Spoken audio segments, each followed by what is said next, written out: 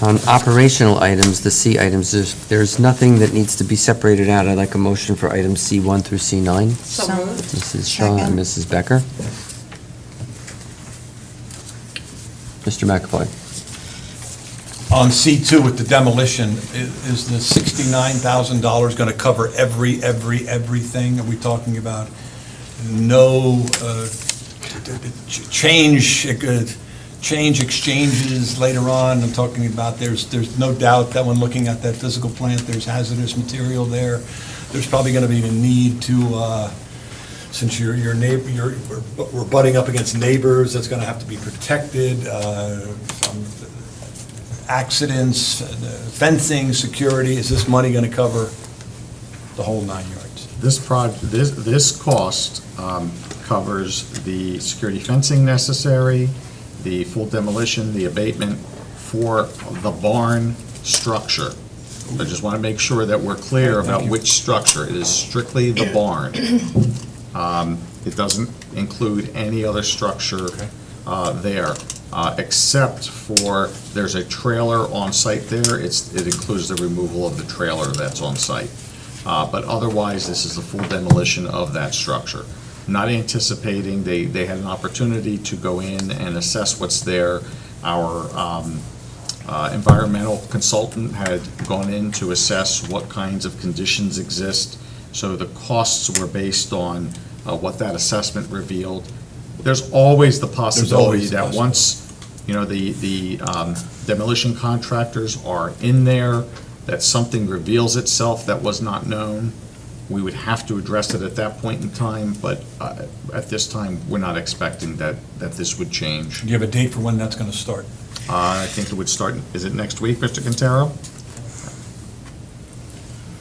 Bye-bye, barn. And cupola.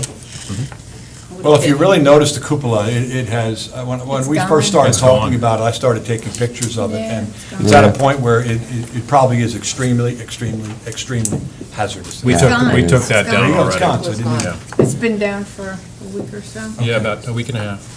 On C2, we're talking about the inside of the cafeteria, Mr. Giuliano? C3? Excuse me, C3, Yes. thank you. This is the direct flooring contract? Right. Yes. You see several items, in fact, on this agenda with respect to the cafeteria. C3 relates to the flooring replacement. Right, Throughout the cafeteria and the faculty lunchroom. got it. And Then that's $67,000. C4. That is correct. Yes, it is. That is correct. That's a big floor. Yes, it is. And then when we move over to C4 and the fence, could we get an explanation for the community so that they understand that there is a need for this fence at $101,181.86? This is, no, this is not, That's painting. this is That's not, painting. this is not a fence. It's not the fence project? No, it is not. Okay. This project in C4 Yep. is also part of the cafeteria renovations and wall preparation. And what we found is that certainly this is to remove some of the previous accoutrements that had been installed and really need to be upgraded. So it's doing a lot of wall preparation throughout the cafeteria itself, but also within the faculty lunchroom.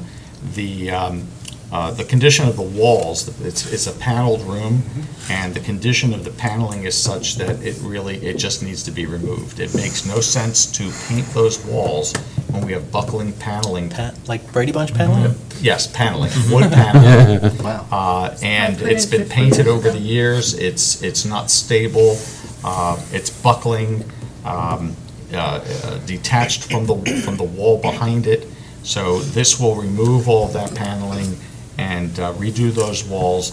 And also, it's not indicated in the description here, but also would put in a new ceiling grid and ceiling tiles within the staff area. Is it drywall we use now? Yes, it would be drywall. That's correct.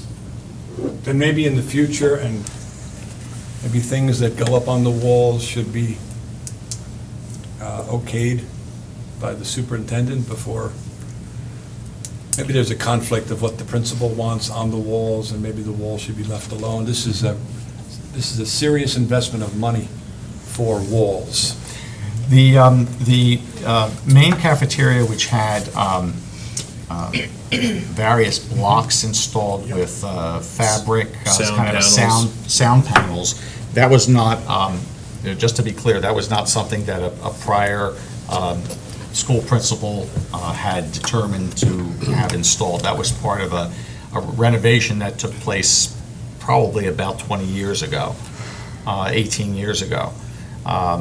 So we're going to be making some changes on that. But to your point, one of the things that we have emphasized with the building administrators is that any structural or cosmetic kinds of changes that are made to the building, they do need to go through an approval process, and they generally come to the Buildings and Grounds Do you Committee. have something else in mind?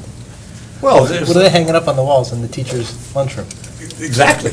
There's all kinds of stuff that in 2015, maybe this stuff shouldn't be up on the walls. Especially if it's going to cost this number to clean the walls up. That's the way I see it. And then, since I was wrong with regard to my note on the fence is next. And there are some others. There'll be, that's an upcoming project, I believe that will. And that's a safety issue. That That's is- going to be a big dollar and cent sign. Could you just comment for a second on our pricing that we get through the Middlesex Regional Education Service Commission, so the public knows how we actually go out and bid for some of these projects? Yes. So each one of these projects that are listed on this agenda are through the Gordian Group, and they identify a contractor who will be doing the work. All of this has been pre-bid. So under the Middlesex Regional Educational Services Commission, they issue a bid on behalf of all of the school districts that participate in the consortium. And it establishes a very finite level of pricing for a vast array of work and materials, and it identifies what markups and discounts would be and so forth. So what the benefit is to school districts, and we've been able to take advantage of, is they've done all that preliminary legwork. We don't have to issue a bid. We don't have to deal with the bonding requirements. We don't have to do all of those other pieces that are required in a construction contract, because the Educational Services Commission has done that for us. And so what we do is we benefit from having to save on that administrative piece, and we can go right to issuing a contract based on the pricing that's provided. But Mr. Giuliano, also, they negotiate basically group pricing too. Absolutely. So the pricing is much more competitive than we could possibly achieve on our own. And one of the things that's really interesting, because while, and I say this is really a kudos to the Educational Services Commission, the Middlesex Regional Educational Services Commission, and that is that while it carries the Middlesex County name, they have done quite a lot in expanding the scope of their client, so that they're not just representing Middlesex County school districts. They've reached far beyond Middlesex County. They've gotten to a point where they really are providing consortium services virtually throughout the entire state, well beyond any other educational services commission in the state. So that is a great benefit to us and everyone else that participates in the consortium, because it does put power behind the dollar. So they don't have to be part of the county? No. So like when you see the Morris Union, jointure and so forth? Rinky they- dink. Yeah, okay. And in fact, as you know, I serve on the Middlesex Regional Board following Mrs. Howard, who served on it for a number of years. And they're actually looking at a name change for the Ed Services Commission to represent its statewide holistic approach to providing services, not just for Middlesex. Right. And of course, we've also reviewed in the last several agendas, transportation Correct. Opportunities that have been Absolutely. provided through them as well, so. Especially it's- specialized, It's a huge spectrum of services that they're assisting school districts with. Following up on Kevin's C2, I know it's hard for making an estimation of things that may you not see, but if you thought that the project went perfectly, how long do you think it'll take? For the demolition? A week? A week? So if you want to take pictures, I'd suggest go tomorrow. Okay. Thank you. I have a question too. Mrs. Shaw? A question regarding C1, the approval of contract with Aramark Educational Services. Yes.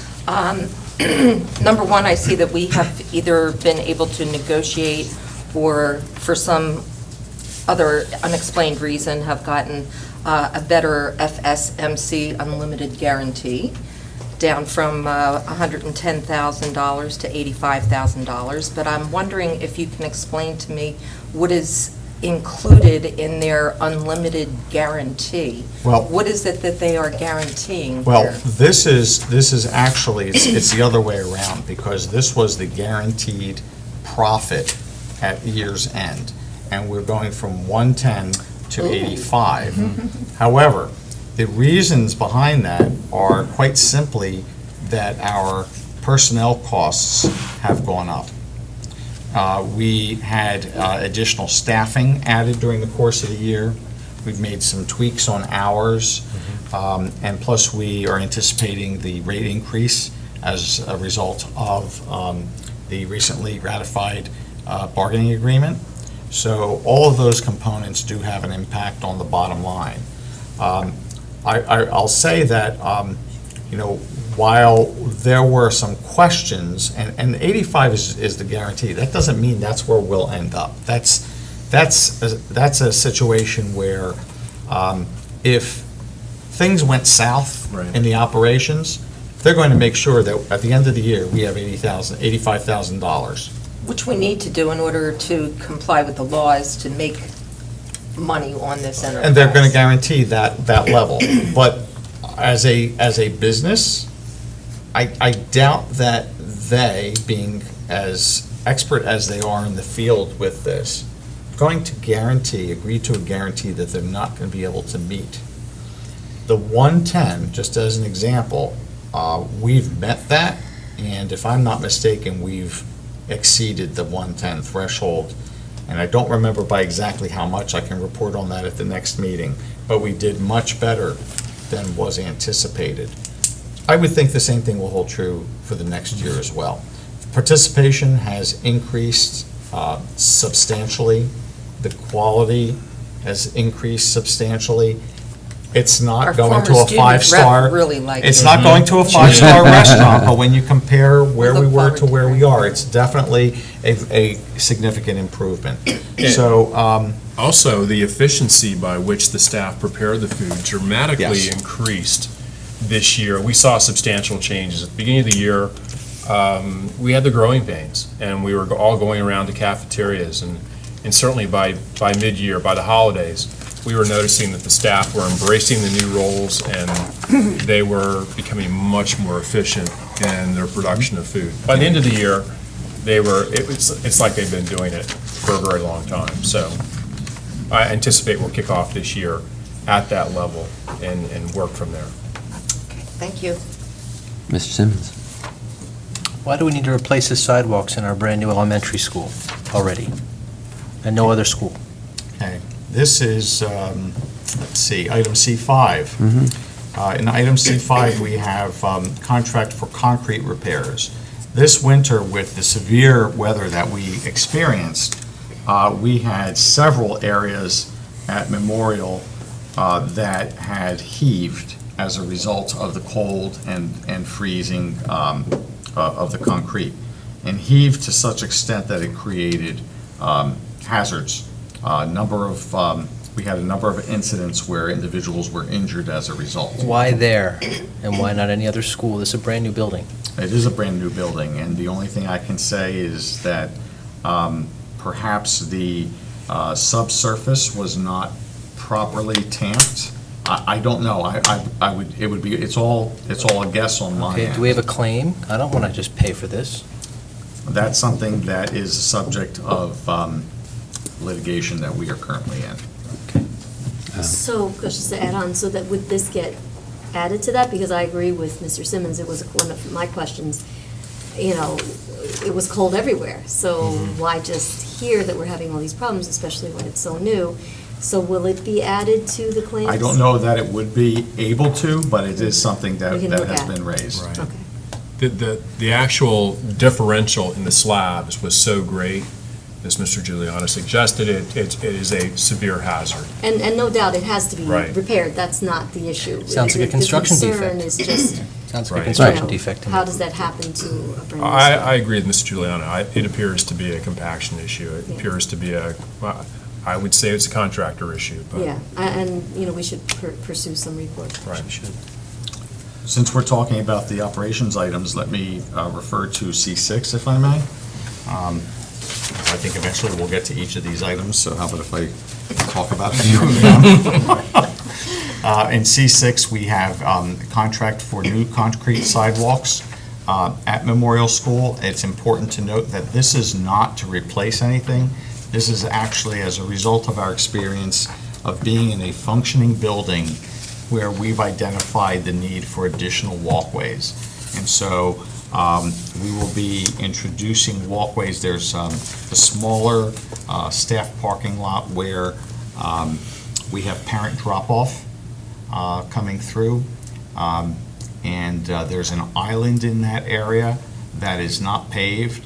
We want to create a safe walking path that establishes a concrete walkway through that island toward the building so that folks that come out of their vehicles are directed onto that walkway rather than crossing through and about the parking lot where there may be moving vehicles.